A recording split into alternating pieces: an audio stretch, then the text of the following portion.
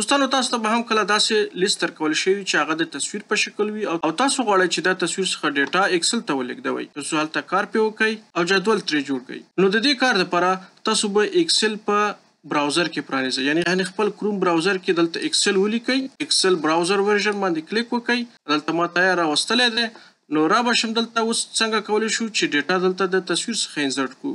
نو تاسو به دلته بره راشئ، دلته ډیټا ټاپ دی، په دې ډیټا باندې کلیک وکړئ او بیا به دلته راشئ ګیټ ډیټا. په دغه وړوکي دغه شي نښان باندې به کلیک وکړئ. دا لیست چېرته پرانیستل شو، بیا به دلته لاندې راشئ ډیټا فرام پکچر باندې به کلیک وکړئ. تاسو به هغه تصویر ورته انتخاب کړئ، بیا به راشئ اوپن باندې به کلیک وکړئ.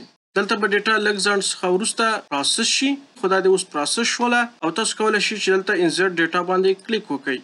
بیا هم راشئ انسرټ انیوې باندې کلیک وکړئ. که چیرته تاسو ته کومه تېروتنه پکې ښکاري او هغه تصحیح کول غواړئ نو پریویو باندې کلیک وکړئ او دلته راځئ یو توری ورته اکسپټ لیکئ. که چیرته صحیح وي دلته یې تاسو ته ښیي په دې ډول داسې.